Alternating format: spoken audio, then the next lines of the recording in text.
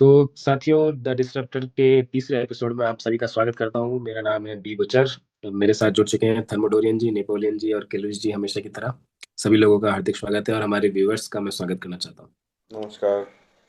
नमस्कार। तो हमारे को बताते हुए खुशी हो रही है कि हमने जो सेकंड एपिसोड के अंदर कट ऑफ का एनालिसिस किया था, आप सभी लोगों ने उसको बहुत सराहा है और अच्छे कमेंट्स हमें मिले हैं। और आपको मैं बता देना चाह रहा हूँ कि इस जो पिछली भर्ती है 2023 के अंदर, उसका मेरा इंटरव्यू भी है। तो मैं मेरे साथी लोगों से चाहूंगा कि जिसमें थर्मोडोरियन और किलविस जी हैं, जो जिनका वाइड एक्सपीरियंस रहा है इंटरव्यू में, स्पेशली थर्मोडोरियन जी ने ना सिर्फ आरएस एग्जाम, इसके अलावा भी दूसरे एग्जाम्स जैसे एसबीआई बैंक्स के और अदर एसएससी, और काफी इनका वाइड एक्सपीरियंस रहा है स्कूलिंग में भी। तो मैं ओवर टू थर्मोडोरियन जी उन्हें चाहता हूँ कि आप इस प्रोग्राम के लिए मुझे गाइड करें। थैंक यू बुचर जी। और सबसे पहले तो आपको इंटरव्यू जो आपका है उसके लिए अग्रिम शुभकामनाएं। आशा है कि आप अपना इंटरव्यू में अच्छा प्रयास और अच्छा परफॉर्मेंस दोगे। तो धन्यवाद। इंटरव्यू के रिगार्डिंग एक थोड़ा सा छोटा सा मैंने लिटरेचर तैयार किया है, तो मैं पहले आपको स्क्रीन शेयर के साथ वो दिखा दूं।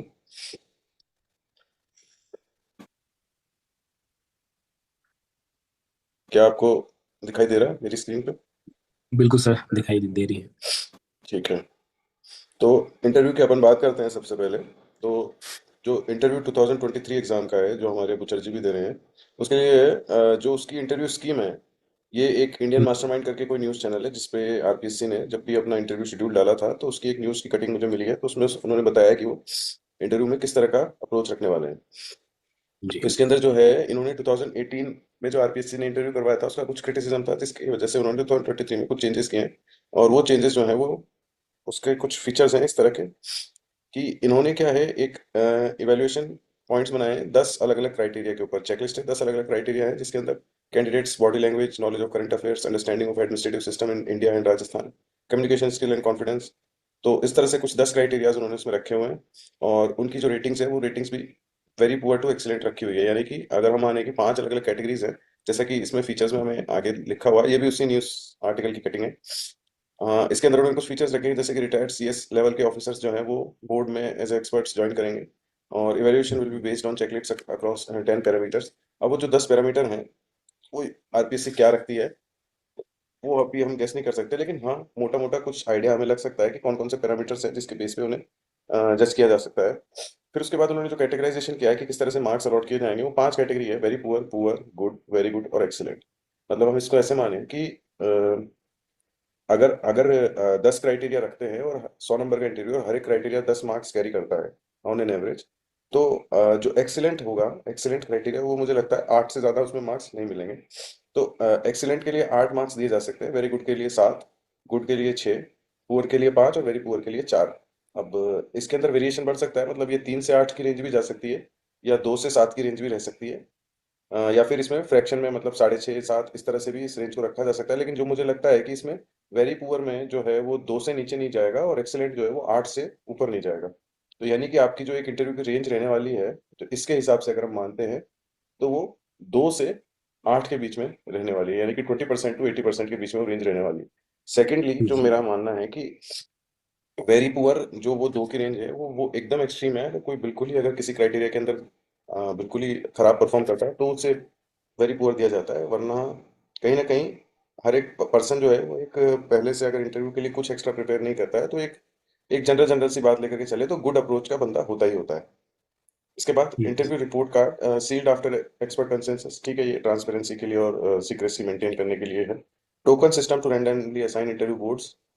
तो ये सारी जो स्कीम आरपीएससी ने रखी है, ये स्कीम रखी है, why this scheme, to bring objectivity, इस पूरे प्रोसेस के अंदर ऑब्जेक्टिविटी ला पाए, इंटरव्यू का इंपॉर्टेंस बढ़ जाए। इंटरव्यू का इंपॉर्टेंस किस तरह से बढ़ेगा, इसको मैं एक एग्जांपल इस तरह से देना चाहूंगा कि जैसे हमने बात की थी पिछली बार कट ऑफ की। तो कट ऑफ चाहे जो भी रहने वाली है, लेकिन हम सब जब अपने मार्क्स का अंदाजा लगाते हैं, तो मोटा मोटा हमारा जो आइडिया है, हम उस समय ये नहीं सोचते हैं कि आरपीएससी इतनी हार्ड चेकिंग करेगा, इससे हार्ड करेगा, नहीं करेगा। लेकिन जो मेरी कुछ लोगों से बात हुई है, तो लगभग मुझे ऐसा लग रहा है अच्छे और खराब स्टूडेंट जैसे भी पेपर जिनका हुआ है, लगभग सभी लोग 270 से 290 की रेंज में ही लाई कर रहे हैं। तो यानी कि ये जो रेंज है ये बहुत छोटी है। और कट ऑफ भी जो है वो lower side of the spectrum जा चुकी है। तो इसका मतलब ये है कि इंटरव्यू जो 100 मार्क्स कैरी कर रहा है और जिसका जो रेंज है वो 25 नंबर से अगर 80 नंबर के बीच में रहती है, तो इंटरव्यू अपने आप में काफ़ी इंपॉर्टेंस रखता है। और जैसे यूपीएससी में भी हम देखते हैं, मैं किलविश जी से कंफर्म करना चाहूँगा कि यूपीएससी में जो 275 का इंटरव्यू होता है, तो उसमें रेंज काफ़ी ज़्यादा, शायद 150 से लेकर 220 तक की रेंज आई थिंक यूपीएससी भी रखता है। और वो काफ़ी बड़ा डिसाइडिंग फैक्टर होता है।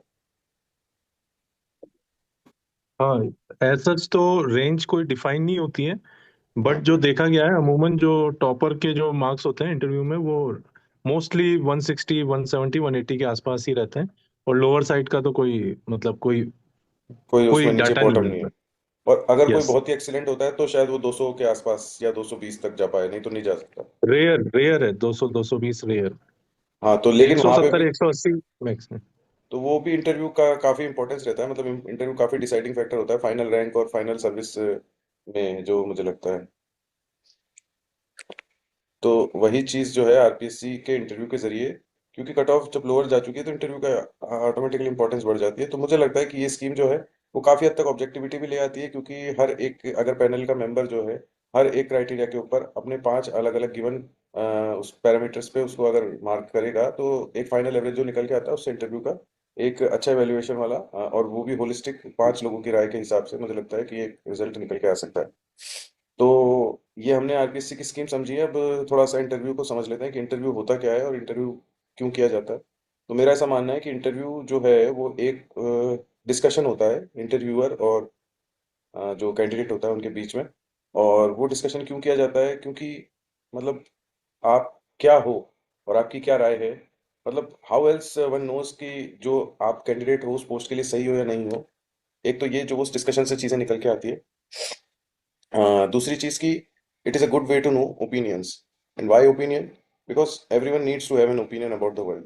कि जो भी चीजें हो रही हैं उसके, अगर उसके प्रति अगर आपकी कोई ओपिनियन है, तभी आपका एक वर्ल्ड व्यू बनता है। और अगर आपकी कोई ओपिनियन नहीं है तो you do not have a world view. तो वो एक कैंडिडेट जो एक एडमिनिस्ट्रेटिव सर्विसेज में जाने वाला है, तो उसको ओपिनियनेटेड होना, अब वो चाहे ओपिनियन एडवर्स है, सही है नहीं है, ये डिसाइड करना पैनल का काम है।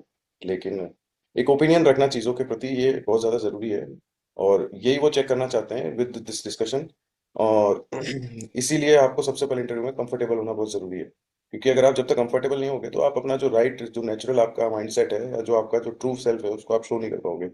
तो ऑल्सो डिस्कशन जो है, डिस्कशन में हमेशा एक चांस रहता है कैंडिडेट के भी पास कि वो डिस्कशन को किस दिशा में लेकर के जाना है, वो ये तय कर सकता है। तो also gives a chance to lead the discussion. फिर उसके अलावा डिस्कशन जो है वो आपको टू वे कम्युनिकेशन अलाउ करता है कि हो सकता है कि कई चीज़ों में आप सिर्फ सवाल जवाब इस तरह के इंटरव्यूज भी होते हैं, लेकिन आरपीएससी यूपीएससी या ये जो भी पर्सनैलिटी टेस्ट जो सिविल सर्विसेज से या पीसीएस के एग्जाम्स में होता है, वो जनरली टू वे कम्युनिकेशन, यानी कि सवाल जवाब ना हो करके बहुत सारी और भी बातें उसमें देखी जाती हैं। अब इंटरव्यू में किस चीज़ का जो टेस्ट है, तो interview is a test of personality, ये हम जानते हैं। पर्सनैलिटी के दो एस्पेक्ट्स हो सकते हैं, एक इंटरनल और एक एक्सटर्नल।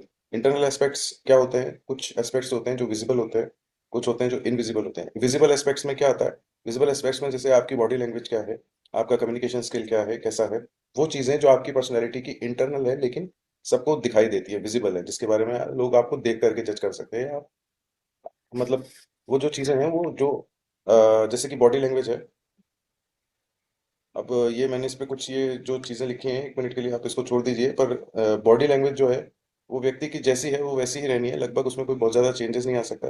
दूसरा जो विजिबल एस्पेक्ट ऑफ पर्सनैलिटी जो होता है, जो इंटरनल विजिबल एस्पेक्ट है, वो है कम्युनिकेशन स्किल। इसके बाद जो अगला इनविजिबल एस्पेक्ट है, जो यानी जो दिखाई नहीं देता है, लेकिन जो पर्सनैलिटी का इंटरनल वो है, जैसे कि उसके अंदर कुछ चीज़ें आती है, जैसे कि इमोशनल क्वोशंट यानी इमोशनल इंटेलिजेंस, जैसे कि सेल्फ अवेयरनेस, व्यक्ति अपने बारे में कितना जानता है।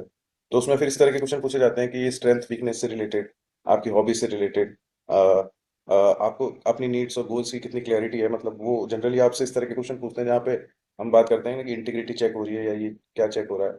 मतलब वो आपसे चीज़ों के बारे में पूछते हैं, आप ये क्यों करना चाहते हो, आप इस जॉब को क्यों करना चाहते हो। तो वो क्लैरिटी ऑफ गोल्स, मेरे हिसाब से वो यही चेक होता है। तो ये भी आपकी एक पर्सनैलिटी का ही पार्ट है।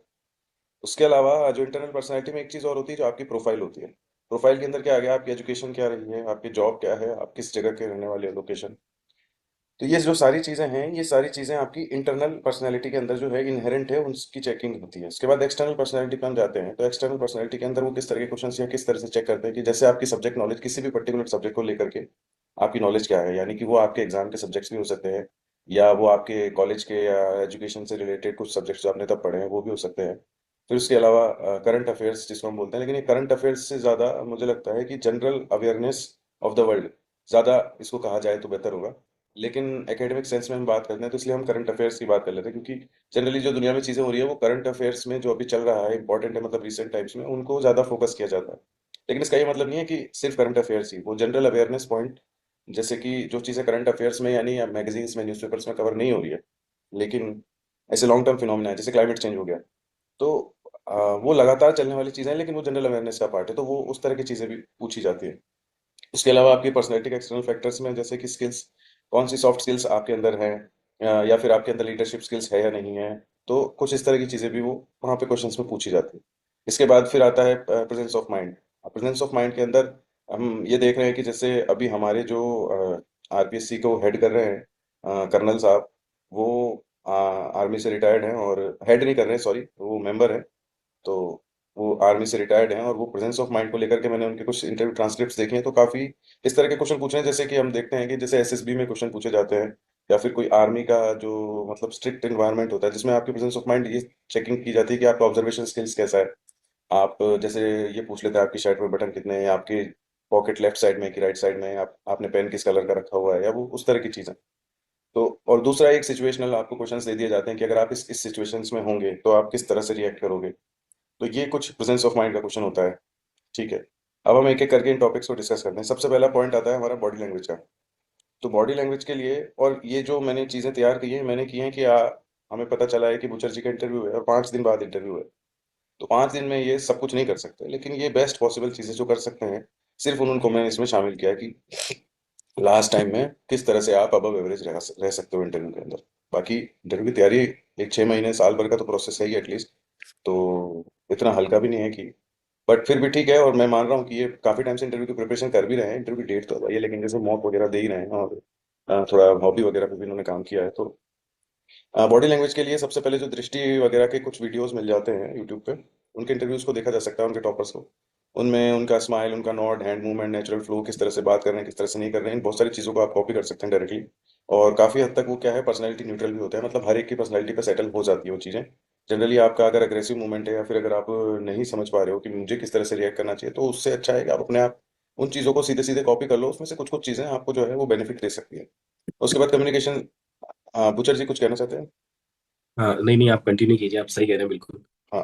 तो तो कम्युनिकेशन स्किल्स को लेकर के अगर हम बात करें, तो कम्युनिकेशन स्किल्स में ये नहीं आता है कि आप कितनी अच्छी अंग्रेजी या कितनी अच्छी हिंदी बोल लेते हैं, पर ज़्यादा ज़रूरी है लाउड और क्लियर बात करना। मतलब आपकी बातें जो हैं वो कहीं ऐसे एम्बिग्यूटी वाला स्टेटमेंट ना हो, या कंफ्यूजिंग स्टेटमेंट्स ना हो, साथ साथ आपकी आवाज़ एकदम साफ हो।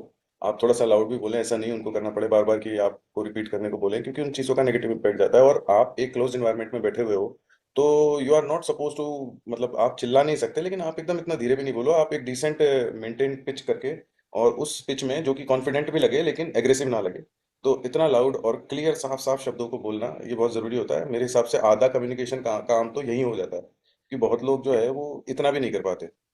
और ऐसा तो कोई नहीं होता कि जो इंटरव्यू में एकदम चुप रह जाए, या जवाब पूछने पर भी जवाब ना दे, क्योंकि हम्म, पर फिर भी क्या है कि आपको एक थोड़ा सा एक कॉन्फिडेंट और असर्टिव पर्सनैलिटी वहाँ पे शो करनी होती है, तो उसके लिए मुझे लगता है कि आपकी बातों में लाउडनेस, अगर आपकी बातों से यही नजर आ जाता है कि ही इज लैकिंग कॉन्फिडेंस, किसी सवाल को लेकर के आपकी आवाज़ या आपकी वॉइस में कुछ ऐसे चेंजेस आ जाए जिससे ऐसा लगे कि यार ये तो मतलब पूरा ही इज लॉस्ट इट, तो वो भी ना हो, तो इसलिए लाउडनेस और वो हमेशा मेंटेन रहनी चाहिए, even if you don't know the answer.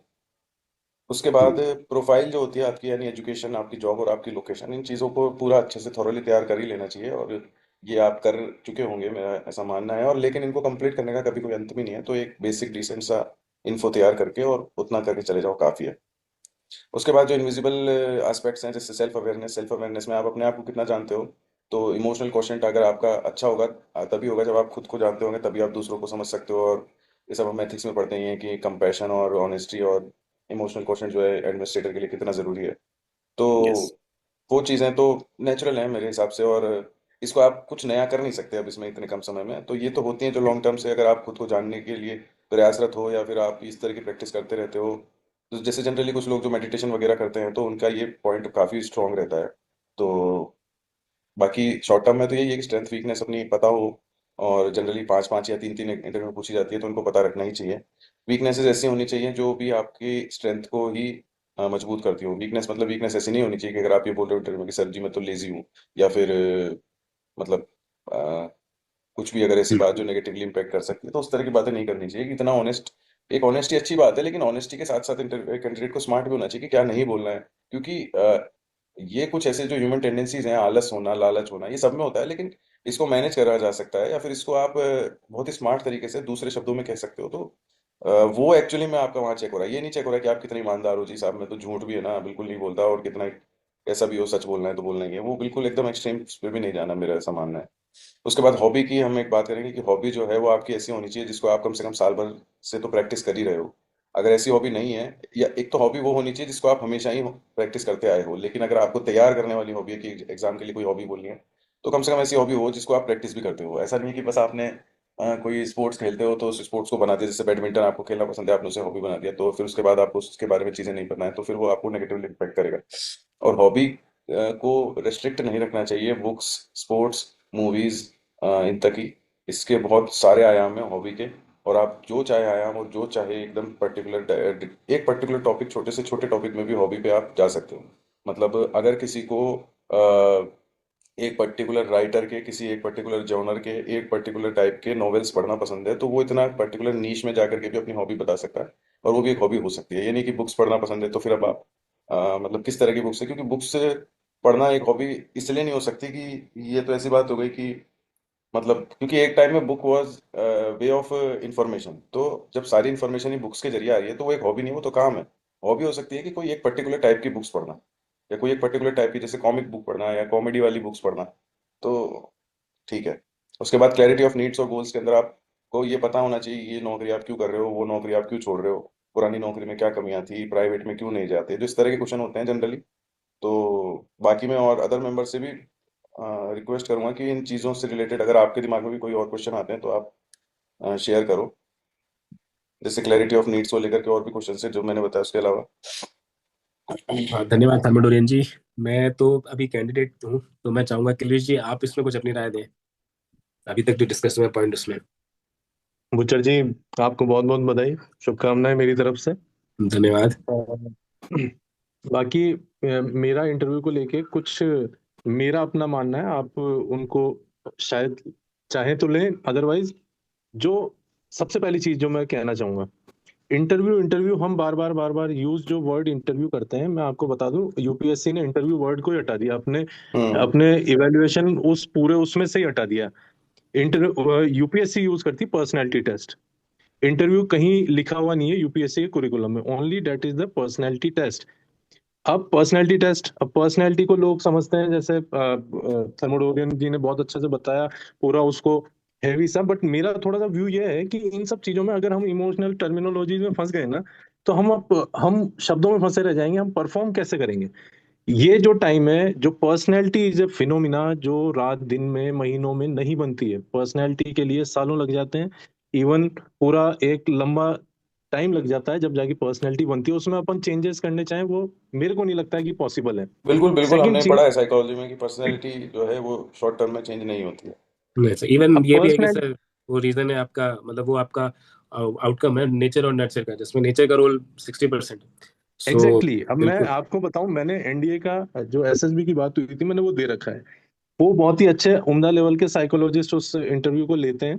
तो वो इंटरव्यू कोई ऐसे 15-20 दिन का नहीं होता, एसएसबी में वो 5 दिन चलता है, बट मैं उस डायरेक्शन में नहीं जाना चाहता, मैं बस इसलिए ये कर रहा हूँ कि वहां वो लोग क्या इवेल्युएट करते हैं, ओएल क्यूज नाम की चीज होती है, officer like official qualities. Qualities. ठीक है, ऑफिसर लाइक क्वालिटीज वो आपकी पर्सनैलिटी के थ्रू जांचते हैं। अब क्वालिटीज दो तरह की होती है, एक तो आप एक्वायर्ड, जो आप सीखते हो, जो आप आपके एक्सटर्नल एनवायरनमेंट से सीखते हो, एक जो आपके इननेट क्वालिटीज होती है, जो आपकी बाई बर्थ क्वालिटीज होती है, जन्मजात क्वालिटीज होती है, जो बायोलॉजिकली आती है, आपके जो नर्चरिंग से आती है, तो वो आपकी इननेट क्वालिटीज हो गई, जो आप कभी चेंज नहीं कर सकते। एक्वायर्ड क्वालिटीज को आप चेंज कर सकते हो, तो वो थोड़ा सा मार्जिन है आपके पास, उनमें आप बुचड़ जी थोड़ा काम करोगे तो आप प्रेजेंटेबल लगोगे, आप थोड़ा सा वो लगोगे। बट यहाँ पे एक बैलेंस रखना है, बहुत ज्यादा प्रिपरेशन आपको नकली बनाती है, फैब्रिकेटेड बनाती है, फैंसी बनाती है। जो सबसे इंपॉर्टेंट चीज इंटरव्यू में वो है बी नेचुरल। आप बिल्कुल प्राकृतिक जो हो वो लगो, बस ये है इंटरव्यू। और मैं एक थर्मोडोरियन जी की एक बात से और मैं मतलब एग्री नहीं करता कि आप किसी दूसरे का इंटरव्यू देख के उसको कॉपी करो। Don't try to copy others और toppers. You you have to be butcher yourself. आपको आपका बेस्ट देना है, आप क्या हो ये आपको जानना है। मैं आपको एक एग्जांपल बताता हूँ, आप ऐसे समझिए। यूपीएससी में सबसे पहला जो इवेल्युएशन टेस्ट होता है वो होता है प्रीलिम्स, ठीक है।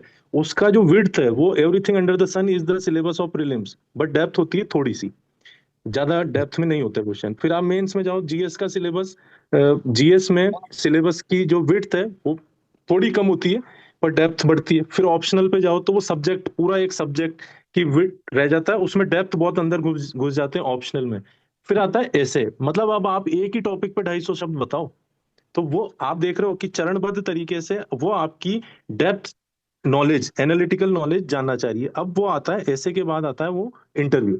अब सिलेबस इंटरव्यू का क्या है, आप खुद, you your self is the syllabus of, तो वो ये जानना चाहती है कि आप खुद को कितना जानते हो, उस चीज के वो 250 शब्द देती है। अब देखो मैं इसको बहुत ही इजी तरीके से आपको समेशन करता हूँ इस चीज को, पूरे प्रोसेस को। बुचर जी आप थोड़ा सा इंटरेक्टिव रहें तो अच्छा रहेगा। जी जी जी। मैं देखो इस यहाँ सेशन पे को क्या मुझे है, लगता है कि लंबा होने वाला है, तो मैं उसको वापस रिशेड्यूल भी कर लूंगा।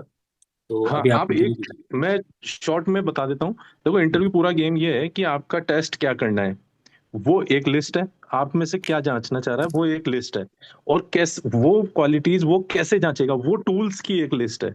अब जो अपन कहते हैं ना हॉबीज, आपका कॉलेज, आपकी इंटरेस्ट, आपकी प्रोफाइल, ये सब वो टूल्स हैं जिससे वो आपकी पर्सनैलिटी को जांचना चाहेगा। और पर्सनैलिटी में क्या जांचेगा, उसमें दो चार चीजें हैं। इससे ज्यादा आप मत जाओ, बहुत ज्यादा अपन को इंटरव्यू का स्पेशलिस्ट नहीं बनना। आप दो तीन चीजों को माइंड में रखना।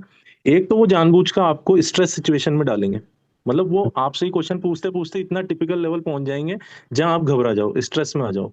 तो हम्म, वो एक्चुअली में इंटरव्यू और पर्सनैलिटी टेस्ट है ना, ये नॉलेज टेस्ट है ही नहीं। वो कर चुके हैं, वो प्रीलिम्स में कर चुके हैं, मेंस में बहुत ज्यादा कर चुके हैं। ये वो है कि आपको कोई क्वेश्चन सही गलत, इंटरव्यू में कोई क्वेश्चन सही गलत नहीं होता, ठीक है। हम्म, वो ये जांचना चाहते हैं कि अब आप फंस चुके हो, आपको ये क्वेश्चन का आंसर नहीं आ रहा, आप इस सिचुएशन को कैसे हैंडल करोगे, उस स्ट्रेस सिचुएशन को आप कैसे हैंडल करोगे, ये वो जांचना चाहते हैं। वो आपकी नॉलेज बिल्कुल भी, अगर आपको छोटी से छोटी चीज भी अगर नहीं आती और आप सॉरी बोल दोगे तो कोई आपका नुकसान नहीं हुआ।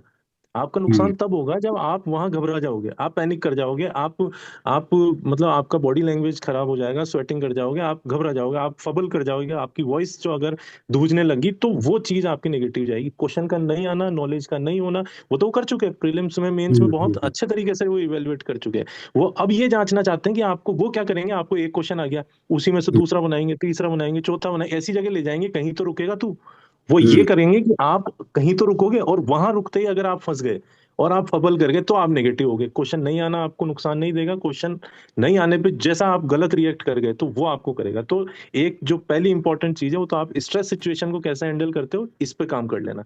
दूसरा, कम्युनिकेशन स्किल बहुत अच्छे से बताया था थर्मोडोरियन जी ने। कम्युनिकेशन स्किल मेरा मानना है इजी रहे, जितना नेचुरल रहोगे, जितना आप मतलब इजी रहोगे, आपका कम्युनिकेशन स्किल अच्छा रहेगा। और मैंने आरपीएससी में तो एक चीज और देखी है, बहुत ज्यादा हार्डकोर इंग्लिश और हिंदी का भी नहीं होता। आप हिंदी में आप जो आप आपकी आपके जो भावनाओं को जिस भाषा में आप इजीली समझा सके वो आपको बेस्ट कम्युनिकेशन स्किल देगा। दो जी तीसरी चीज, नेचुरलिटी, जो आप हो वो प्राकृतिक रहो, कोई दिक्कत नहीं है। एक लीडरशिप स्किल्स देखते हैं, मतलब ऐसा तो नहीं है आप चीजों से भागते हो, ऐसा तो नहीं है आप कोई चीजों से एस्केप करते हो, आप जिम्मेदारी लेना चाहते हो। ये आपके दिमाग में बस सिंपल सी चीज है। आपने भी सरकारी इस तंत्र को देखा हुआ है, आपको पता होना चाहिए कि ये कि एक एसडीएम या एक डीएम, एक कोई भी एक जिम्मेदार अफसर किस तरीके से रिएक्ट करता है, ये एक उसको माइंड में रख के आप अगर डिसीजन लो तो वो लीडरशिप स्किल्स में आएगा। इम्पैथी, मतलब आपके दिमाग में कुछ चीजें होनी चाहिए जो अपन थ्योरीज में पढ़ते हैं, गरीब, अंत्योदय, सर्वोदय, इस टाइप की चीजें आप दिमाग में रखोगे तो आंसर आपके अच्छे निकलेंगे।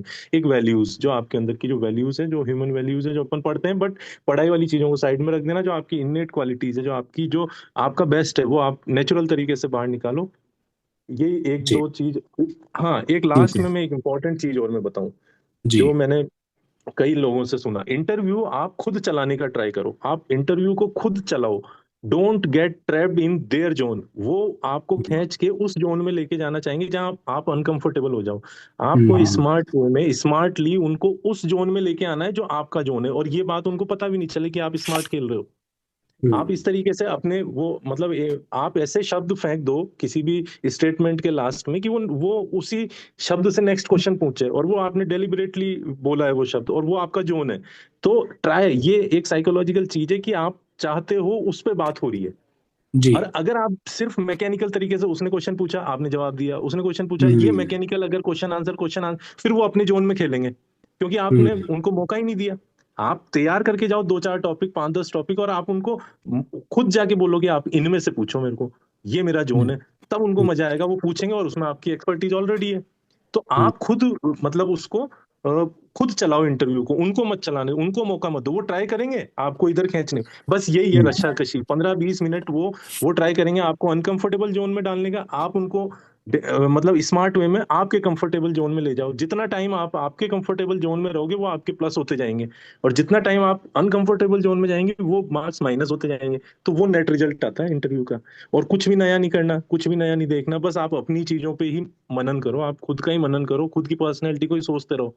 और मैं ये क्वेश्चन पूछेगा तो मैं किस तरीके से, खुद से बातें करो आप कांच के सामने, बस ये इसकी बेस्ट थेरेपी होती है। बाकी तो ये कोई बहुत हार्डकोर, बहुत बड़े इंटरव्यू आरपीएससी लेती है ऐसा मुझे लगता नहीं। बट आप कॉन्फिडेंस रखो, स्ट्रेस सिचुएशन को हैंडल करो, और जी। Be natural. Thank you. ठीक।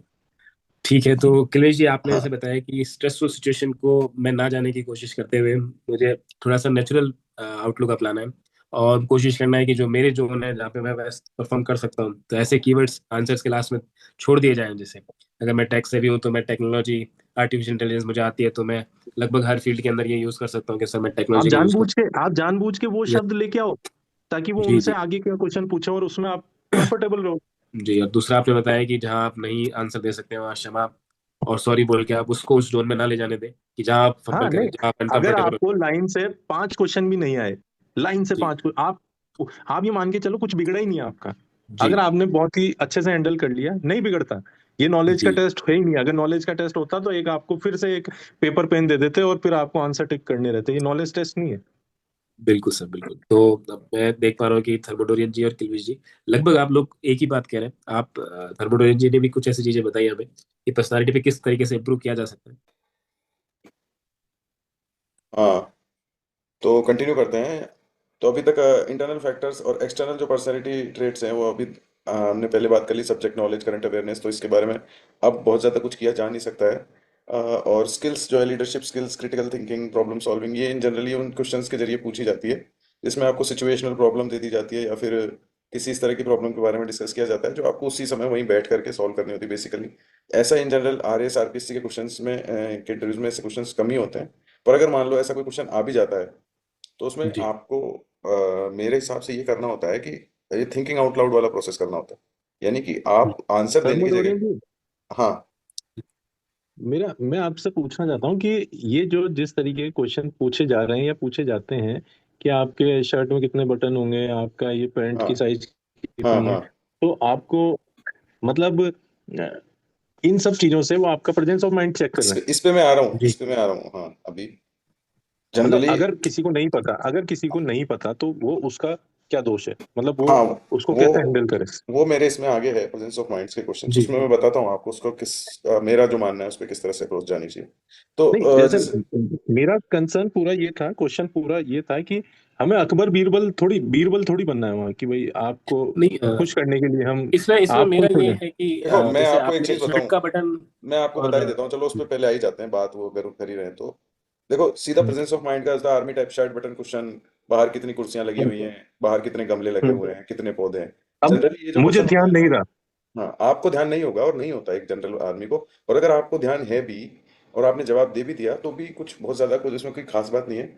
ये आपकी उस चीज को चेक करना चाहते हैं बेसिकली कि एक तो आपके ऑब्जर्वेशनल स्किल्स कैसी है, अगर हैं अच्छी, क्योंकि आर्मी एसएसबी के इंटरव्यू में इन चीजों के भी पॉइंट्स होते हैं कि कितनी अच्छी ऑब्जर्वेशन है। लेकिन एक मैच्योर इंटरव्यू में जब हम बैठे हैं वहाँ ये बात करें तो इससे ज्यादा जरूरी है, आपको नहीं भी पता है, आपको पता भी है आंसर या नहीं पता है, जनरली नहीं पता वाले केस की बात करें, तो अगर आपको नहीं भी पता है तो उस समय पे वो आपका ये चेक करना चाहते हैं कि अब आपको हमने एक पर्टिकुलर टाइप की सिचुएशन में डाल दिया और आप घबरा गए हो, जो आपने पहले बात की थी कि स्ट्रेसफुल सिचुएशन वहां पे क्रिएट हो जाती है।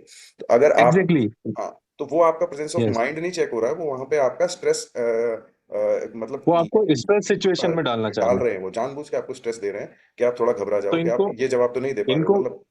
कैसे हैंडल किया जाए, मतलब जब भी जैसे आपको उन्होंने मेरे से कुछ। जब आपके पास अगर इस तरह का क्वेश्चन आया है कि आपकी शर्ट में कितने बटन हैं, या आपके कोट में कितने यस। बटन हैं, आपकी टाई में कितने नॉट्स हैं, इस तरह के क्वेश्चन जब भी पूछे जाते हैं तो उसका एक आप जनरली इस तरह का एक सिंपल सा जवाब है, क्योंकि इसमें कोई रेडिकल अच्छा आंसर या बेस्ट आंसर कोई दे सकता होगा, वो दे सकता होगा, लेकिन एक जनरल कैंडिडेट एवरेज आदमी के लिए मेरे हिसाब से इसका आंसर ये होना चाहिए कि सर अभी इस समय पे मुझे इस चीज़ की नॉलेज नहीं है, और इसके लिए मतलब आप उस समय उससे क्षमा मांग करके इस क्वेश्चन को स्किप करके आगे बढ़ो, और जिस कॉन्फिडेंस के साथ साथ आप इसका जवाब दोगे, मुझे लगता है कि वो आपका एक्चुअल आंसर वहां पे बनेगा, कि आप एक जी। कॉन्फिडेंट रहते हुए और उसी कॉन्फिडेंस लेवल को फिर आप जब आपके पास अगला क्वेश्चन आता है, नहीं, जब भी तो अगला क्वेश्चन अगर आता है अपन जिसका जवाब आप अ- जानते अ- हो, वो कॉन्फिडेंस नहीं, मेंटेन रहना चाहिए। मेरा पॉइंट ये है कि हम इसको ह्यूमर के साथ हैंडल नहीं कर सकते क्या, ह्यूमर के साथ। कर सकते हो वो अगर आपको आपका, सिचुएशन देख देखिए के। अगर आप ह्यूमर यूज करना चाहते हो इंटरव्यू में, बेशक आप यूज करो, पर ह्यूमर जो है वो बहुत ही इजीली मिसअंडरस्टूड और मिस कैलकुलेट हो जाता है, हमें नहीं पता होता ह्यूमर में कई बार कि हम किस हद तक चले गए, इसलिए ह्यूमर का यूज करना एक दो धारी तलवार पे चलने के बराबर है इंटरव्यू के अंदर स्पेशली, क्योंकि उस जगह पे आपकी बहुत सारी चीजें एट स्टेक है। यू आर मतलब आप एक कैजुअल पर्सन की तरह भी साउंड किए जा सकते हो, आप उसी समय पे आपको कैजुअल पर्सनैलिटी मान लिया जाएगा कि और attitude is very much casual about, जैसे कि वो एक जोक भी है जो चलता है कि ये अप्रोच आपकी थोड़ी कैजुअल नहीं है, तो ये वही उसी तरह की बात है, ह्यूमर आप यूज करो और वो बहुत ही एक अच्छा एक आपका पर्सनैलिटी फैक्टर है कि ह्यूमर भी आप एक यूज ह्यूमर कर नहीं, इसमें। सकते मतलब ह्यूमर ह्यूमर से मेरा मतलब मजाक नहीं, ह्यूमर से मेरा मतलब ये है कि सर मुझे अगर नहीं पता तो पता है तो बिल्कुल बताइए आप, मैं तो हो। हाँ उस सिचुएशन को हैंडल करने की बात कर रहा हूँ जब। और शर्ट का ही बटन क्यों, कई ऐसे क्वेश्चंस हो सकते हैं, आपने कितने गमले देखे, आपने कितनी हाँ हाँ, कुर्सियां देखी, तो वो कुछ नहीं भी क्वेश्चन हो तो सकता है, वो क्वेश्चन कुछ भी मुश्किल से क्वेश्चन हो मुश्किल सकता कुछ है। भी हो और सकता है। हाँ, तो उस टाइम आप ये कि बेशक सर मैंने मेरे को अपनी शर्ट के बटन याद नहीं है सर, पर मुझे अपनी शर्ट का साइज तो पता है, एक्सएल, डबल एक्सएल या फिर जो भी एम, हाँ, बिकॉज पर अब इसमें आप मतलब ऐसा स्टेटमेंट, मतलब मैं कह रहा हूँ कि उसमें वो प्रेजेंस ऑफ माइंड उसमें ज्यादा ये अच्छा आपसे होगा पूछा ही। कि क्यों आपने एक आप अच्छा। यूजुअली ऐसा कह सकते हो कि यूजुअली सर एम साइज के अंदर लगभग इतने बटन होते हैं, तो हाँ, शायद इतने ही होते होंगे। ये अच्छा हाँ, आंसर ये है, ये मतलब इसका लॉजिक अच्छा। लगा के कुछ। हाँ, कि अब यूजुअली ये वही होते हैं तो वो शायद। वही वही मैं कह रहा हूँ कि इस तरह के क्वेश्चंस जो होते हैं जहाँ पे आपको थिंकिंग आउट लाउड करना होता है, यानी कि आप नहीं, बोल बोल के सोच रहे हो पॉइंट कि मेरा ये हाँ है कि उन्होंने आपसे क्वेश्चन पूछा कितना है, और आपने मैकेनिकली कह दिया कि no sir, I don't know sir. तो हाँ यहाँ ठीक है, वो तो उसको भी पता है कि तेरे को नहीं पता, बट मैं इसको इम्प्रोवाइज करने की बात कर रहा हूँ, इस- मैकेनिकल नो को बिल्कुल हम यूं ये तो कर सकते हैं कि सर आपकी मुझे बात सॉरी सर, हाँ, सॉरी सर मुझे अपने शर्ट के बटन याद नहीं रहे सर, या मैंने की मतलब उस तरफ ध्यान नहीं दिया, बट मुझे अपनी शर्ट का साइज पता है सर, जिससे मेरा काम, मतलब ये तो मैं एक्सप्लेन कर रहा हूँ, ये बोलना नहीं है कि जिससे अपना जो अपना पर्पज है, क्योंकि कई बार ऐसा भी साइन जो हम शर्ट पहन रहे हैं उसका साइज डायमेंशन तो हमें पता होना चाहिए। बात वो है कि आप इसको बात को डाइवर्ट कर सकते हो कि सर मुझे नंबर और बटन्स तो नहीं पता, बट सर उसकी साइज मुझे पता है, जिससे देखो मेरा काम ये चले। जो बात है ना, ये होती है बेस्ट कैंडिडेट वाली बात है, लेकिन अभी हम बात कर रहे हैं कि एवरेज कैंडिडेट को कैसे अबव एवरेज नंबर खींचे जाएं। उस केस में अगर आप स्किप करते हो क्वेश्चन को या क्वेश्चन से बच के निकलते हो, तो मेरे हिसाब से ये बेस्ट पॉसिबल स्केप है उस सिचुएशन से, क्योंकि अगर आपका जवाब थोड़ा सा, अभी तो हमने बटन की बात कर ली, वहां कुछ भी ऐसी चीज आ सकती है, और आपका प्रेजेंस ऑफ माइंड अगर स्ट्रांग है तो आप एक अच्छा जवाब, वही ह्यूमरस ह्यूमरस तो जवाब दे दोगे, पर अगर नहीं है, हम पर बात अगर हम बात एक्सीलेंस की तो कर रहे हैं। उन्होंने हमसे पूछा कि आपने कितने गमले देखे, आपको गमले का नंबर नहीं पता, बट आप ये कह सकते हो कि सर आरपीएससी के कैंपस में मैंने बहुत हरियाली देखी, अलग अलग तरह के पेड़ वो देखे सर, वो सारी बट मेरे चीजें को तब हैं, नंबर ऑफ लेकिन गमले। जब आप इतना सोच पा रहे हो उस इंटरव्यू के सिचुएशन में, जब आप इतना खुल के सोच पा रहे हो ना, तो मुझे लगता है कि फिर तो आप काफी अच्छे क्वेश्चंस का अच्छे से आंसर तब भी दे सकते हो, पर तो यहाँ ये पे वही बात तो इस चीज चीज की होगी है, कि ये तो ये तो इसमें तो बेस्ट वही एक तो कैंडिडेट चीज है। है कि ये तो बंकर्स इंटरव्यू वाले हम खुद क्वेश्चन। चलाएं, ये चीज वही तो नहीं, है, इंटरव्यू हम खुद इंटरव्यू चलाएं। आप खुद चलाओ, ये बात कहनी जितनी आसान है ना, करनी उतनी ही मुश्किल है, क्योंकि इंटरव्यू खुद चलाए जाने के लिए आपको बहुत सारी चीजों का वहां पर जो है, बहुत सारी चीजों का वहां पे आपको ध्यान रखना पड़ता है, आपकी प्रेजेंस ऑफ नहीं माइंड, आपके सिचुएशन, ये दिमाग मैं कैसा चल रहा है। नहीं नहीं, ये मैं बिल्कुल एग्री कर रहा हूँ कि बात को बोलना और बिल्ली के गले में घंटी कौन लटकाए, ये एक्चुअलिटी में चीजें अलग हैं, बट हम ट्राई तो हम बेस्ट के लिए करते हैं। नहीं तो ट्राई आप कर सकते हो, ट्राई आप करोगे, लेकिन हर ट्राई में हर एक आपका जवाब और हर बात आपकी सटीकता से चलिए। सही जगह लगे, ये जो है ना, ये इम्पॉसिबल सा टास्क होता है, क्योंकि हाँ, इंटरव्यू में तो आप एक इंटरव्यू यही गेम है, पांच पांच इंटरव्यू अलग यही अलग गेम है। टाइप के लोग हैं।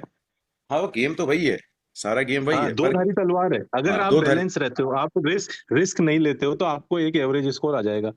आप रिस्क लेते हो, आप थोड़ा खुलते हो, तो फिर दो डायमेंशन है, या तो आपकी फ्रीक्वेंसी मैच करी तो ये आपके अच्छे ये सब शूट अप चीजें, करेंगे लेकिन ना। आप जिस दिन पहली बार इंटरव्यू देने जा रहे हो उस दिन आप नहीं कर सकते, राइट। ये आपको करी हुई प्रैक्टिस होनी चाहिए इन सब चीजों की, उसके बिना अगर आप इसको इसी के जाओगे लिए तो इसके लिए इसी फ्यूटाइल के लिए आपको मॉक उल्टा जाएगा। इंटरव्यूज इसी हाँ, के लिए इसी के लिए मॉक मॉक इंटरव्यूज होते हैं, होते हैं, इसी के लिए मॉक होते हैं, और हम ये मान रहे हैं ताकि कि जैसे आपको अपने बुचर जी नए ने नए भी, डायमेंशन। हाँ बुचर जी ने भी काफी मौके दे लिए हैं, पर अभी जो मैं, मेरा जो पूरा फोकस था ना इस पूरे डिस्कशन का, वो सिर्फ इस चीज को लेकर के था कि हमारे पास 4 या 5 दिन बचे हुए हैं, उसमें क्या बेस्ट किया जा सकता है। जी। ये तो पर्सनैलिटी कैसी है, पर्सनैलिटी की एक दिन में नहीं बन सकती, 5 दिन में नहीं बन सकती, सालों लगते हैं। तो हम्म। पर्सनैलिटी कैसे बनानी है, उसके ऊपर तो बात कर ही नहीं रहे हैं, वो तो फिर एक अलग ही तरह का डिस्कशन हो गया। हमें कम से कम समय में मैक्सिमम मार्क्स स्कोर करने का काम करना है, क्योंकि हाँ, तो इन शॉर्ट दो चार हाँ, चीजों का, चार आपके शायद थोड़े ही दिन बचे हैं, तो आप तो मोटा मोटा आपको वैसे एक्सपीरियंस है, आपको पता है चीजों का, पर आप दो तीन चीजें जो कॉमन निकल के आ रही है, जैसे स्ट्रेसफुल सिचुएशंस वो जानबूझ के अभी क्रिएट करेंगे, तो अभी उनको मैंने हैंडल कर। वो सारे पॉइंट्स अ, इसमें लिखे हुए हैं जो आप बोल रहे हम्म, हो, वो तो एक बार स्ट्रक्चर्ड वे मैं भी में। चाहता हूँ कि तो एक बार सर्वोदयन इसको जी, एक बार कंप्लीट कर आप लें, पूरा उसके बाद हम इसको ओपन कर कंप्लीट लेंगे कर लें। डिस्कशन को, उसके बाद आप ठीक है। ठीक है। तो इसमें सीधी सी ये प्रेजेंस ऑफ माइंड की जो बात मैंने करी, ये भी एक पॉइंट क्लियर है। नेपोलियन जी का फ्रेश व्यू भी लें। हाँ, ठीक है।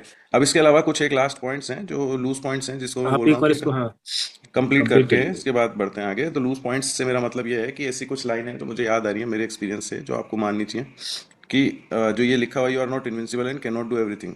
सो जो भी सबसे ज़्यादा ज़रूरी है सबसे पहले वो किया जाना चाहिए। इस पूरे डिस्कशन का सार भी यही है कि डू व्हाट, जो भी है मैटर्स मोस्ट। ठीक है। तो सबसे पहले तो if you are not an exceptionally good personality, मतलब वो कोई भी नहीं है, अगर कोई हो ऐसा इंसान जो 80 85 यूं ही ले आए, तब तो बात ही अलग है। पर उसके हिसाब से अगर हम देखें कि एक नॉर्मल इंसान है, नॉर्मल ह्यूमन बीइंग है, उसके लिए क्या क्या किया जा सकता है। डेली न्यूज़पेपर, मेन से सिलेबस, अगर आपके पास 6 महीने हैं तो, और अगर नहीं है तो विजन आईएएस मंथली जैसी कोई भी एक मैगजीन है, जिसमें आपको सारा जो मोस्टली जो करंट इवेंट्स मिल जाएंगे 2 3 महीने के। उसमें 2 3 महीने के करंट इवेंट्स में पुराने भी न्यूज़ कवर हो जाती है, और जो आगे आने वाली हैं वो भी एडवांस में काफ़ी हद तक कवर हो जाती है। तो काफ़ी करंट अफेयर्स आपका वहाँ से कवर हो जाता है। फिर उसके बाद आपकी जो प्रीवियस जॉब है, जो जॉब आपकी चल रही है, उसके ऊपर आपको पूरा प्रिपेयर करना ही है। और एक आंसर ये है कि आप पुरानी नौकरी क्यों छोड़ रहे हो, जो इस तरह के जनरल क्वेश्चन है, ये ट्रेंडिंग है और हमेशा रहते हैं, तो इसका एक आंसर।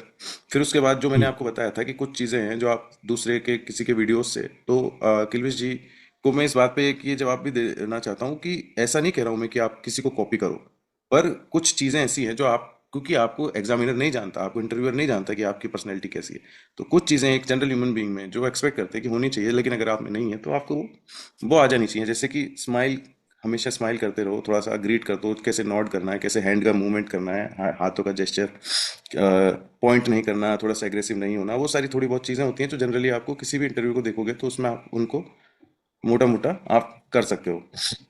फिर एक ये पॉइंट है जो किलवी जी ने भी बताया था कि बी नेचुरल। तो हमेशा नेचुरली आपको अपना रहना ही है। ठीक है। मतलब like you are talking to a friend और a boy girl, you want to impress, मतलब इससे हम्म, ज़्यादा इस सिंपल टर्म्स में तो क्या बताऊंगा मैं। बाकी इसी जी तरह जी। का आपको एक अप्रोच रखनी होती है कि आप एक डेट पे गए हो, किसी को इम्प्रेस करना है, उस तरह की, मतलब नेचुरल रहना है। बहुत ज़्यादा हम्म, बिल्डअप नहीं बनाना है चीज़ों को लेकर के, क्योंकि जो ऐसे बहुत सारे लोग होते हैं जो बिल्डअप करते हैं या नेचुरल नहीं रहते हैं, जिसकी वजह से वो नुकसान। तो आपको अबव एवरेज रहने के लिए सिर्फ उतना उतना काम कर देना है। नेचुरल हैंड फ्लो, कुछ लोग बोलते हैं हाथों को नीचे रखो, कोई बोलते हैं हाथों का मूवमेंट मत करो, पर जो नेचुरल आप एक कन्वर्सेशन में यूज़ कर सकते हो वो सारे हैंड मूवमेंट्स, जेस्चर्स आप कर सकते हो, बस एग्रेसिव नहीं होना चाहिए। If the answer can not be given, अगर आपके पास आंसर नहीं है तो आप बिल्कुल उनको सॉरी बोल सकते हो कि आपको जवाब नहीं आता है, तो आप सॉरी। एंड अगर आप फिर भी आंसर का जवाब नहीं आता है तो you ask them at least once that if you can guess, कि आप आंसर गेस कर सकते हो क्या। अगर वो आपको अलाउ करते हैं तो आप जो मैं बता रहा था थिंकिंग आउट लाउड, वो आप कर सकते हो उस प्रोसीजर पे कि मैं आंसर पे कैसे पहुंच रहा हूँ। वो प्रोसेस आप उन्हें बताओ। इससे क्या पता चलता है कि इससे आपकी एनालिटिकल स्किल्स जो है वो उनके सामने आती है कि हाँ, ए हुआ, फिर बी हुआ, फिर सी हुआ, फिर डी हुआ, तो आप जिस तरह से आंसर पे पहुंच रहे हो, उसके बाद अल्टीमेटली आपको गैस ही करना है आंसर। तो आप पहले ही कह दे रहे हो कि मैं सही आंसर नहीं बताऊंगा, तो वहां पे अब नहीं आंसर बता करके भी आप उन्हें कुछ बता जाते हो। उसके बाद हम्म, थिंकिंग आउट लाउड जो हो ही गया। तो if you know the answer, तो अगर आपको आंसर पता भी है तो, लेकिन क्वेश्चन आपको लग रहा है कि थोड़ा सा मुश्किल है, तो तुरंत ही आंसर बता दें, ऐसा भी नहीं करना है। आपको थोड़ा सा उसके अराउंड थोड़ा मोमेंटम बिल्ड करना है, ताकि आपके आंसर को एक अच्छे से प्रेजेंट करके आप दे सको। आप क्लियर करो, उनसे सप्लीमेंट्री क्वेश्चंस भी पूछ सकते हो, पर ऐसा मैं रिकमेंड नहीं करूंगा कि आप बहुत ज़्यादा सप्लीमेंट्री क्वेश्चन पूछो। हाँ, पर आप बिल्डअप जरूर उसके हम्म, साइड बाय साइड दे सकते हो। ठीक है। जी। फिर practice the hobby for at least 2 3 months. ठीक है, ये भी कोई वो नहीं है। रीड द न्यूज़पेपर, सेम उस दिन का न्यूज़पेपर जरूर पढ़ना चाहिए, क्योंकि जी। मेरे साथ लास्ट इंटरव्यू में हो गया था कि उसी सेम डे की न्यूज़ में कुछ ज्योग्राफिकल इवेंट हुआ था और उन्होंने वो मुझसे पूछ लिया था। तो मतलब उस दिन का न्यूज़पेपर पढ़ना, तो ये तो बहुत ही हाईली रिकमेंडेड है कि इसको तो एटलीस्ट नहीं छोड़ना चाहिए, आप और कुछ करो ना करो। पोलाइट नो, हमेशा जवाब अच्छे से स्माइल करके आप मना कर सकते हो। मना करने के बहुत सारे तरीके होते हैं। आप सीधे बोल सकते हो सर जी मुझे इसके बारे में नहीं पता, या फिर ये बोल सकते हो कि सर इस टॉपिक पे मेरी जानकारी कम है, इसको मैं थोड़ा और पढ़ना चाहूंगा और क्लैरिटी की ज़रूरत है, इस तरह की कुछ चीज़ें। I have to read on it, इस तरह की कुछ बातें आप कह सकते हो। फिर दृष्टि के इंटरव्यूज में देख करके आप क्या क्या, मतलब कैसे एंटर करना है, कैसे वो ग्रीट सेम करना डे है, कैसे बैठना। न्यूज़पेपर जी। हाँ। दिलमीत जी की आवाज आवाज़ क्लियर थोड़ा नहीं आ रही है। डिस्टर्ब हो रही है, आप कंटिन्यू कीजिए जब तक। हाँ। इसके बाद एक एक कंसेप्ट होता है इंटरव्यू के अंदर, फेशियल ट्रायंगल का। अब फेशियल ट्रायंगल क्या होता है कि फेशियल ट्रायंगल हम बोलते हैं कि मतलब जो कैंडिडेट है वो सामने आंखों में आंखें देख के बात करे, या किधर देख के बात करे, क्योंकि डायरेक्टली आंखों में आंखें डाल के बात करना भी थोड़ा सा एग्रेसिव लगता है। तो जनरली एक रूल बनाया है कि दोनों आइज, हेड और नोज, मतलब दोनों आइज और नोज, इस चीज को बोलते हैं फेशियल ट्रायंगल। तो आपको हमेशा पूरे टाइम आंखों पे फोकस नहीं करते हुए eyes nose eyes nose eyes nose, इस तरह से आपकी फोकस शिफ्ट होते रहना चाहिए, जिससे कि उनको भी ऐसा ना लगे कि लगातार मेरे मेरे मुझे ही देख रहा है, और ये भी ना लगे कि मतलब इसका आई मूवमेंट जो है वो रैंडमली इधर उधर जा रहा है। उसके अलावा हम्म। लाउड एंड क्लियर बोलना। अब इलेबोरेटिव स्किल्स आपकी किस तरह से आप चीज़ों को एक्सप्लेन करते हो, और वो स्किल आप बना नहीं सकते, वो आपकी स्किल जैसी है वैसी है। और इलेबोरेटिव नई स्किल, लाडी की हाँ, तरह। हाँ, जी इलेबोरेटिव स्किल आपकी जो है वो आप कैसे एक्सप्लेन करते हो चीज़ों को, तो वो आपके अंदर है, वो रहेगी, उसका कुछ वो नहीं है। फिर लेवल ऑफ क्रॉस क्वेश्चंस के भी लेवल्स होते हैं अलग अलग। एक टॉपिक के ऊपर आपसे एक लेवल ऑफ क्रॉस क्वेश्चन किए जाते हैं, आप उसका जवाब दे देते हो, तो फिर उस जवाब में से एक सेकंड क्रॉस क्वेश्चन बनता है, उसको second level of cross question बोल सकते हैं। तो अगर one level hmm of cross question तक आप जा रहे हो तो ठीक है। पर अगर आप second level of cross question तक जा रहे हो और उसका भी आप जवाब दे रहे हो, तो इसका मतलब आपका हम्म वो जो जवाब है वो काफ़ी आपका अच्छा इम्पोर्ट, मतलब बढ़िया आपको एक इंप्रेशन दे देता है। फिर उसके बाद हम्म कुछ क्वेश्चन ऐसे होते हैं जो अचानक से उड़ता तीर की तरह कहीं से भी आकर के लग जाएंगे, और उनका एक ही पर्पस होता है, आपका कॉन्फिडेंस खत्म करना। उसमें वो वाले क्वेश्चन भी आते हैं जिसमें शर्ट के बटन, गमले, कुर्सी, इस तरह के, मतलब कुछ भी रैंडम हो सकता है वो। रैंडम सिचुएशनल फैक्चुअल भी वो क्वेश्चन भी हो सिचुएशनल सकते भी हो सकता है, वो हवा महल की खिड़कियां भी पूछ सकता है, वो कुछ भी ऐसी चीज पूछ हैं। सकता है जो मतलब आउट ऑफ नोवेयर उड़ता उड़ता कहीं से आता है। तो उसका एक ही पर्पस होता है, आपका कॉन्फिडेंस को खत्म करना। तो उसका जवाब नहीं पता है, आगे बढ़ो और उसी कॉन्फिडेंस को वापस रिस्टोर करते हुए अगले सवाल का जवाब दो। ये इसका मेरे कुछ पॉइंट्स थे इंटरव्यू को लेकर के। तो बाकी जी इसके अलावा ओपन है डिस्कशन। एक चीज मैं और कहना चाहूंगा कि आपकी पर्सनैलिटी क्या है, आपकी सब्जेक्ट नॉलेज क्या है, जो मैंने 6 फैक्टर बताए थे पर्सनैलिटी के, जी मेरे को जी लगता है कि ये 6 फैक्टर तो एटलीस्ट आपके जो 10 क्राइटेरिया की बात करी थी हमने, उसमें ये 6 क्राइटेरिया तो है ही है। तो ऐसा नहीं है कि आपका एक क्राइटेरिया आपने स्ट्रांग कर लिया, दूसरा भी कर लिया, तीसरा कर लिया, बाकियों को छोड़ दिया, तो 3 में तो आपके नंबर अच्छे आ जाएंगे। बाकी जगह पे, जी क्योंकि जब जब चीजें क्राइटेरिया वाइज बढ़ चुकी है तो आपको सारे क्राइटेरिया थोड़े थोड़े कवर करना बहुत जरूरी है। वरना एक जगह फायदा दूसरी जगह का नुकसान बन जाएगा। तो इंटरव्यू अब ऐसा नहीं रहा है कि इंटरव्यू में कोई तैयारी नहीं चाहिए, इंटरव्यू बिल्कुल तैयारी मांग रहा है, और बहुत इंपॉर्टेंट हो चुका है और हाईली कॉम्पिटिटिव हो चुका है। तो मेरे हिसाब से इंटरव्यू में किसी भी एस्पेक्ट को स्किप करना आपके लिए नुकसानदायक हो सकता है। ओवर टू जी बुचर जी। धन्यवाद थर्मोडोरिन जी, काफी थोरोली आपने लगभग इंटरव्यू के सारे पॉइंट्स को कवर किया है। आपने पर्सनालिटी के इंटरनल एक्सटर्नल फैक्टर को कवर किया है, आपने सब्जेक्ट नॉलेज, जो मेरी ग्रेजुएशन पोस्ट ग्रेजुएशन के सब्जेक्ट्स हैं, उसके अलावा जॉब्स, उसके अलावा स्ट्रेसफुल सिचुएशन को कैसे हैंडल करें, लगभग आपने सारे डायमेंशन को इसमें कवर करते हुए बहुत ही अच्छी और सदी हुई राय दी है। फेशियल ट्रायंगल वाली बात और स्पीकिंग आउट लाउड वाली, थिंकिंग आउट लाउड वाली बात, ये चीजें डेफिनेटली मैं आशा करता हूँ कि मुझे हेल्प करें।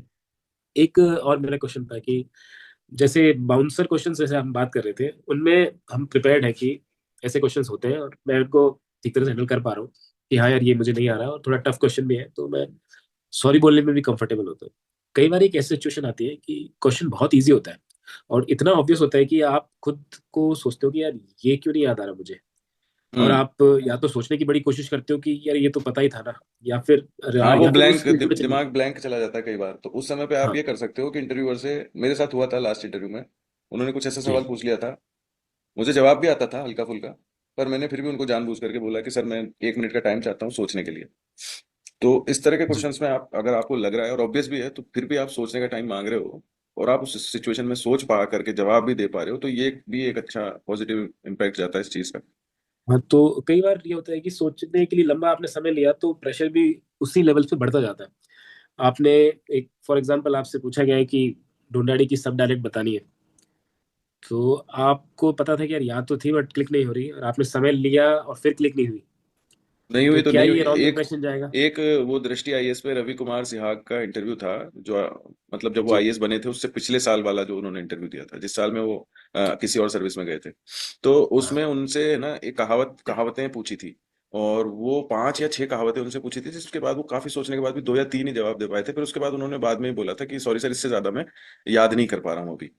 तो हम्म। लेकिन उसका काफी अच्छा इम्पैक्ट पड़ा था, मतलब तो वो किया जा सकता है, सोचने के बाद भी आप हाँ क्या कर मतलब सकते बहुत सारे ऐसे क्वेश्चन बहुत छोटे, जैसे मान लो ऐसे कुछ ऑब्वियस आर्टिकल पूछ लिए पॉलिटी में जो पता हैं। हाँ, हो लेकिन नहीं याद आए, या फिर ऐसी इकोनॉमी की कुछ टर्म जो आपने गलती से आपको नहीं समझ में आई, एक दूसरे में नहीं क्लिक की, हाँ कुछ कह ऐसे सकते हो बेसिक अभी क्वेश्चन। याद नहीं आ रहा है, अभी याद नहीं आ रहा है, तो अच्छा जवाब है, अभी याद नहीं। हाँ तो हाँ मतलब आपको सिंपल क्वेश्चन से भी मेरा ये है कि घबराना नहीं है, आपको इसमें नहीं आ रहा कि अरे हार्ड तो बता नहीं रहा था और सिंपल भी मुझे याद नहीं, क्योंकि इंटरव्यू में ऐसे टाइम आएगा आपको कभी ना कभी किसी अच्छी गेंद पे ये छक्का या चौका मारने का मौका मिलेगा।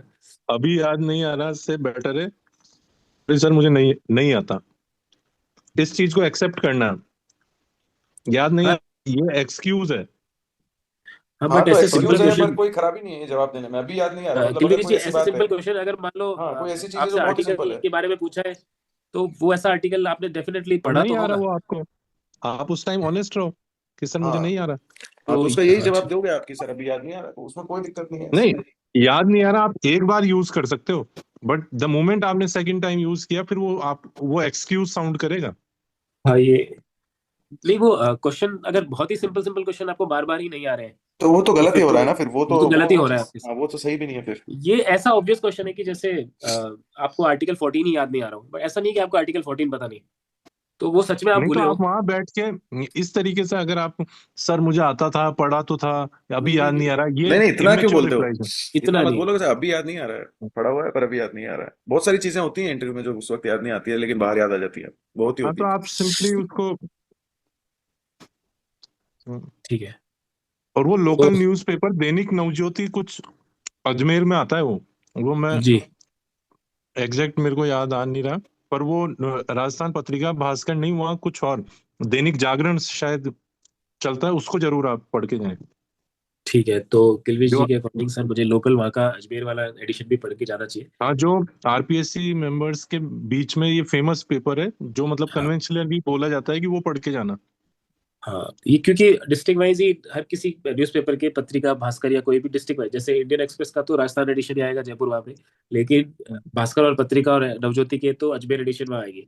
तो और लोकल ट्राई न्यूज। करें कि भाई सेम डे का ही नहीं, 2 दिन पहले सेम डे, 2 दिन बाद, 5 दिन का तो बाद का तो खैर कैसे होगा। 2 दिन पहले और सेम डे। सेम डे का इंपॉर्टेंस उस हिसाब से होता है, अगर आपका सुबह 9 बजे इंटरव्यू है तो फिर भी आप पहली प्रायोरिटी ये रखें कि सुबह जल्दी उठ के, अगर आप ऑनलाइन, आजकल तो ये सुविधा है, या आप नहीं, आपको अखबार वैसे भी देख वहाँ पे सकते हैं। डॉक्यूमेंट वेरिफिकेशन के बाद 1 घंटे शायद बैठना ही पड़ता है, तो उसमें आप कर सकते हो। हाँ हाँ, वहाँ पे भी स्कोप है ही आपके पास, और अदरवाइज आपके पास। फोन अलाउड होता है शायद वहाँ पे, तो कर सकते हो तब तक तो। ठीक है, तो ये कुछ बातें हुई। अब डिपोलिट जी का व्यू चाहते हैं, अब इस पे हम काफी देर से हो चुका है, तो मैं चाहता हूँ कि अब आगे डिपोलिट जी इस बारे में बात करें। ठीक है, ओवर टू डिपोलिट जी। हेलो। हाँ, मेरी आवाज़ सुन पा रहे हैं आप? बिल्कुल सुन पा रहे हैं। तो यस। ये काफी, आपकी आवाज़ रिपीट हो रही है बुच्चा जी, आपने माइक ऑफ कर दी। 1 मिनट।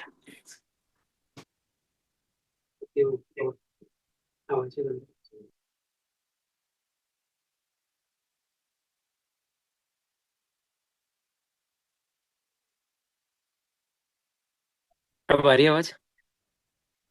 हेलो। हाँ, आ रही है आवाज, बोलिए आप। हाँ, ये काफी सुंदर एहसास है कि 3 इंटरव्यू से निकले हुए लोग बहुत अच्छी अच्छी बातें बता रहे थे। कुछ मेरे जैसे नए बंदों को तो थोड़ा चिंता में डालने वाली चीजें हैं कि ऐसा हो सकता है, लेकिन एक क्रक्स जो मुझे ये पता लगा इस सारी वार्ता से कि आपको ईमानदार रहना है अपने साथ। आपको ना कोई अभिनय करना है, ना कोई आपको वहाँ कंप्यूटराइज बनना है। तो मेरे प्रश्न तो कुछ नहीं थे, लगभग सारे प्रश्नों के जवाब आप तीनों ने आपसी वार्ता में दे दिए। तो मेरा तो यही था कि ठीक है, अखबार नियमित पढ़ना, अखबार के अलावा जैसे आप जो भी कुछ, आपके नॉलेज का सारा चेकआउट हो चुका है। बस आपको अपना जो फिजिकल अपीयरेंस है, साथ में वहाँ पे अपना आपका जो मेंटल एप्टीट्यूड है वो वहाँ जो है वो दिखेगा। अब वो आप प्रदर्शित भी नहीं कर सकते वहाँ पे अलग से कुछ, कि कुछ अलग से आप वहाँ पे कुछ दिखा दोगे। तो वो जो है वो वैसा ही रहेगा। और सरकार एक्सपर्ट तो चाहती भी नहीं है, आरपीएससी भी एक्सपर्ट नहीं चाहती कि कोई खतरनाक ही साइंटिस्ट आ जाए या कोई खतरनाक ही कोई किसी सब्जेक्ट का ज्ञानी व्यक्ति वहाँ आ जाए। जर्नलिस्ट व्यक्ति होना चाहिए कि वो एसडीएम बैठे अधिकारियों के बीच में, तो हर तरह के अधिकारी कर्मचारी वहाँ बैठे होते हैं और उनसे रिलेटेड जनरल जनरल बातें कर लें। तो यही मुझे लगता है कि ये सारी आपकी बातों का क्रक्स यही है। बाकी मेरे कोई सवाल और मेरी तरफ से कुछ ऐड ऑन इसमें नहीं हो पाएगा, क्योंकि ये बहुत ही ऐसा विषय है जिसमें जो प्रैक्टिकल नॉलेज है वो वहाँ गए हुए आप जैसे लोग ही बता पाएंगे। तो ओवर टू यू थर्मोडोरियन जी सर।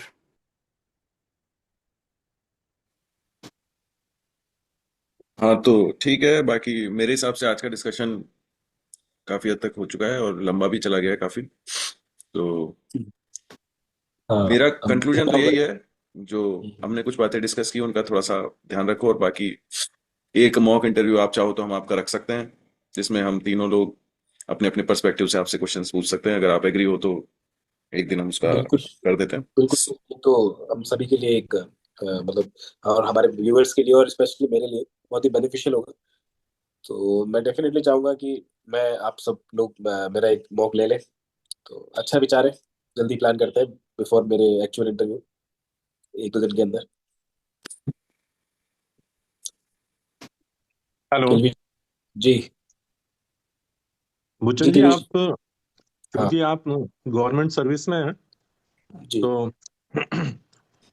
अब ये प्रायोरिटाइज करना पड़ेगा आपको कि कॉलेज का रेलेवेंस आज थोड़ा कम हो गया, सर्विस का ज्यादा है।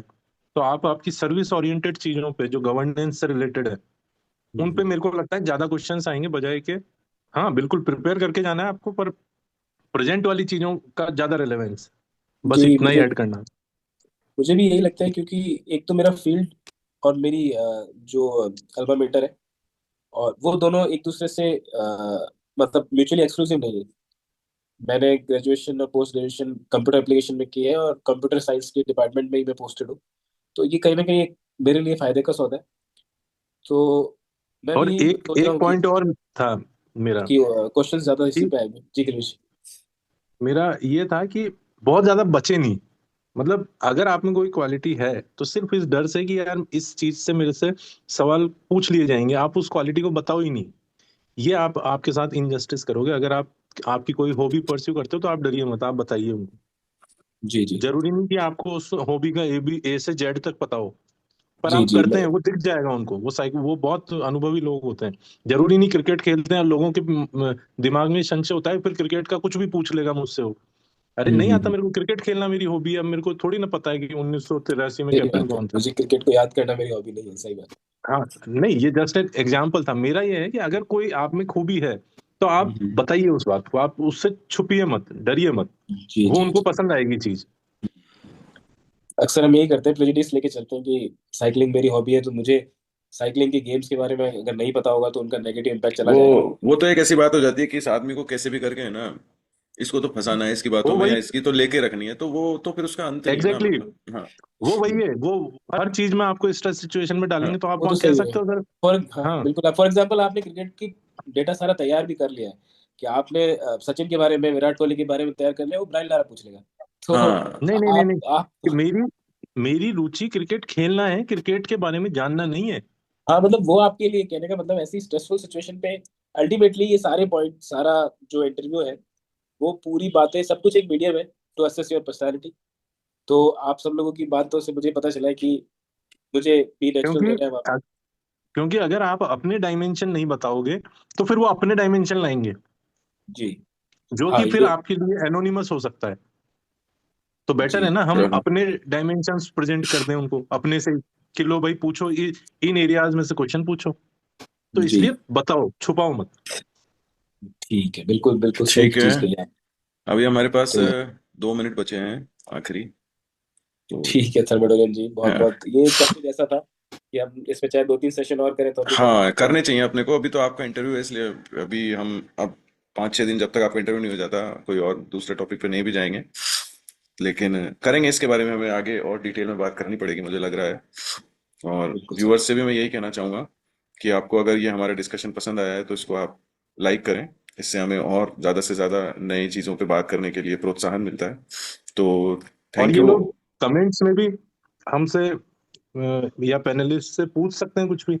हाँ, जो जी भी आपकी बिल्कुल, आप बेशक जो भी बिल्कुल पूछना चाहते हैं आप कमेंट्स में बिल्कुल पूछें, और आप इसको ज़्यादा चाहते से हैं कोई भी ज़्यादा। कोई भी सवाल अपने पूछा जा सकता है, कि जरूरी नहीं कि वो इस परीक्षा से संबंधित हो, तैयारी से संबंधित हो, कुछ भी आप पूछे, आप बस एंगेज करें, आप हमें अच्छा पूछिए, लगेगा। हम हमारी टीम या हम लोग खुद ही इन चीजों को नोट कर रहे हैं, और हम एक सेशन ऐसा रख लेंगे कि आपकी जितनी भी क्वेरीज है, हम एक क्वेरी हाँ, सेशन रखेंगे, उसमें उन ऑलमोस्ट सब सबको सारी एड्रेस किया क्वेरीज जाए, बिल्कुल। एड्रेस किया जिसमें जाए। हम पुराने वीडियोस के कमेंट्स को भी शामिल करेंगे। बिल्कुल। और आप हमें सजेशन भी दे सकते हैं कि हमें किन चीज़ों पे बात करनी चाहिए या कौन सी चीज़ पे हमें वीडियो बनाना चाहिए। तो इसी के साथ बुचर जी, ओवर टू यू, आप प्लीज़ कंक्लूड कीजिए। थैंक यू थर्मोटोलन जी, नेपोलियन जी और किलविश जी। मैं चाहता थैंक हूँ यू। कि आप सभी लोगों की शुभकामनाओं के साथ मेरा इंटरव्यू भी अच्छा जाए, और आप सभी लोगों को और हमारे व्यूअर्स को बहुत बहुत शुभकामनाएं। All the best. All the best. Thank you sir, thank you. All the best, bye.